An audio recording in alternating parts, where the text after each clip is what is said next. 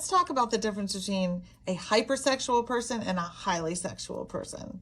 If you're following my journey, you know that I've been seeing a dating coach and she's been helping me with my issues because I got them. And I've been spending a lot of time around my need for affection and my high libido and digging in deep into that. So a hypersexual person will have sex with somebody even if they don't want to, simply because it gives them validation and attention. Whereas a highly sexual person does not have sex when they don't want to, but generally they want to have sex because they just simply like it. Hypersexual people usually suffer a lot more consequences from sex as a result. For example, they generally get more STDs because they don't know how to say no, or they don't know how to say put on a condom. And they suffer from a lot of anxiety, depression, guilt, and remorse because they did something they didn't want to do. They abandoned themselves. Whereas a highly sexual person is generally highly sexual because they live a pretty healthy lifestyle. They have low stress. They have general good mental health.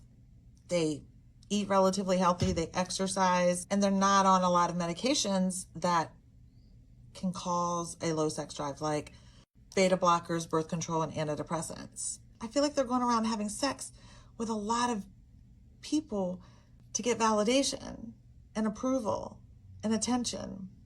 And they're lying to themselves saying that it's because they have a high libido, but it's not. Because if it was a high libido, honey, you would enjoy it every time.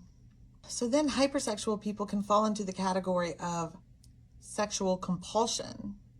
These people also experience the consequences of hypersexual people, plus they're secretive about it. They can't seem to stop doing it. They're addicted to the attention. They're dependent on the sex because it's the only way that they feel valuable. They use it as an escape from life. Basically, they're just playing house. They really want this beautiful, wonderful, loving connection with somebody, but they don't have that with themselves. So they look for it superficially with other people. Even if it's a one-night stand, laying in bed together, it looks like a healthy couple together, but we know it's not. You barely even know the person. Basically, these people end up not being able to maintain relationships with people because they're looking for that person to constantly validate them and give them the attention that they want instead of them giving it to themselves. Can we just stop having sex when we don't want to? If you even think for a second, I don't wanna, then don't. Now, if you're married and you don't wanna, but you think you should because your partner wants to, then just sit down and have that discussion and say, I'm not really feeling the mood, but I also love you and want to do that for you. Is it really sex that you're looking for, or are you looking for just cuddles? Are you looking for attention? Are you looking for just to be loved? And is there other ways I can do it? Couples can have that discussion, and healthy couples will figure it out. Full disclosure, I don't think I've ever been in a healthy relationship. I'm just telling you what the books say and what the psychologists say. So now we know the difference.